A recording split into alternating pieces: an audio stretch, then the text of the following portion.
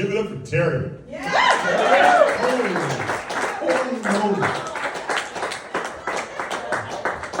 Oh, man.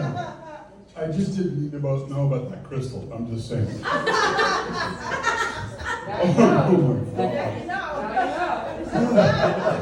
I don't smoke, but I'm pretty sure I need a cigarette after that, Terry. Oh, that's right. Soak it in. The liquid steel, baby. That's 20 years of working out right there. 6'4", 355, baby. Yeah. Any NFL fans? Yeah, right. I'm an NFL lineman, 40 million a year on paper. There's a little bit of difference in the shape between me, you know, and those young men playing in that, like, foosball. Oh, my God. Terry. It's tough being a big guy. But I'm big enough to just be annoying. Not big enough to make a living from this stuff. So, yeah, I come from a family of, like, I wouldn't call them midgets because that's not politically correct. They're small people. And I showed up, and my dad and my mom were like, yeah, this is bizarre because I was 5'4" until I was 13. And at 13, I grew another 2 inches, and at 13 and a half, I grew to 6'4" in 9 months. That was very painful, by the way. I don't know what those bones are called, but I required crutches for 6 weeks.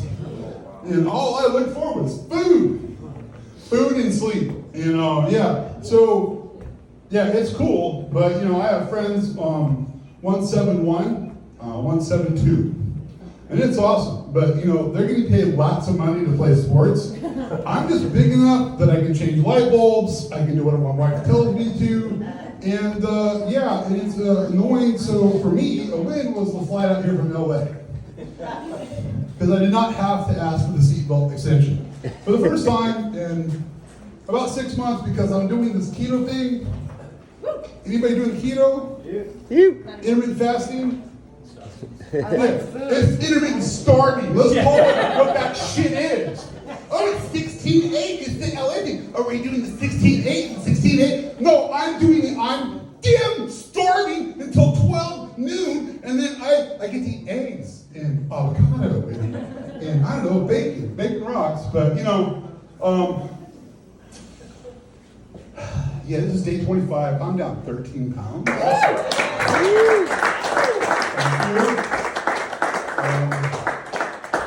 The target, and this is all serious, is to lose 100 pounds in 12 months. Wow.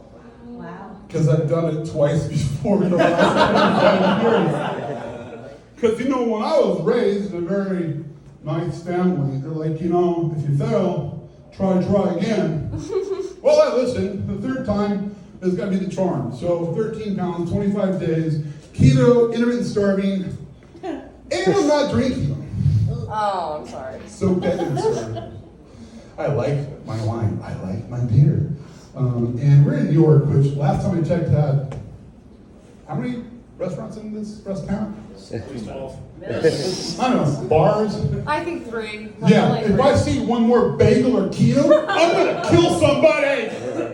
Bullshit! And then on the flight out here, you know, I fly to LAX and, you know, I'm not famous, I'm not rich, and so I have to fly this thing called Coach. Have you heard of Coach? Is Coach premium bullshit? Yeah, it's bullshit. Was it Spirit though? No, it was American. But I'm running for the gate, and, you know, just soaking in. If this was a Hawaiian shirt, you know what they would call it? No, a moo for men. So I'm on in. Running, the sweat's flying, running. And this is what I hear at the gate. Well, ladies and gentlemen, we're about ready to close the door. We head for JFK. It's going to be a smooth 5.5 hours. Captain Bud. Yeah, Captain is that really? Is this a 402 flight? But, oh, Captain Beth's ready to close the door. And we have one more guest joining us. And then we'll get out of here.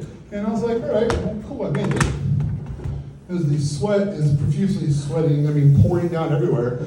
And I come in, and I look and I go, all I see is 100 pairs of eyes going, please God, don't let the fat, sweaty man sit next to me, for the love of God!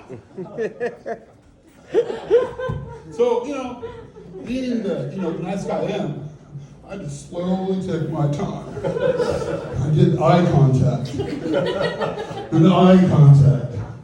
And I was like, all right, you right there.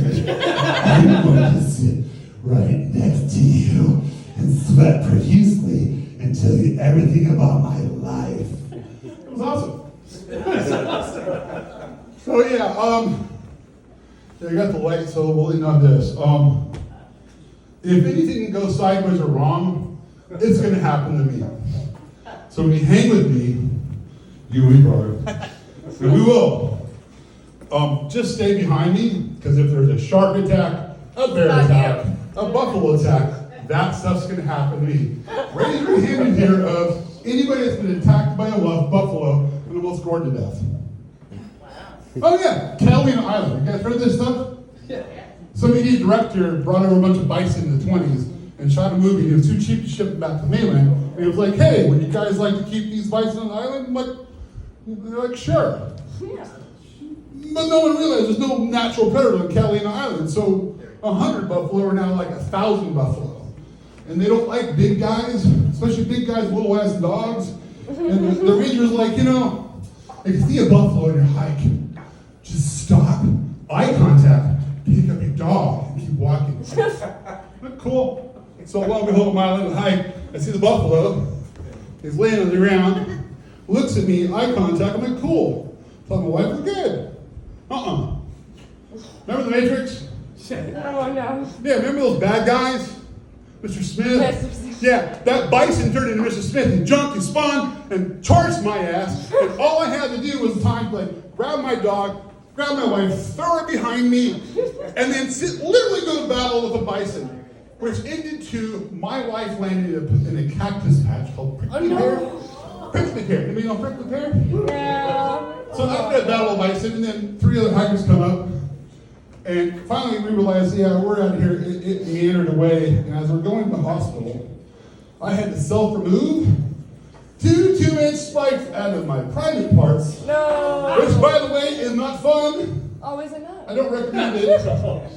But let's just say, what's my favorite steak today? Bison, baby. Yeah. I'm Larry Benson Nelson. And you are a great night.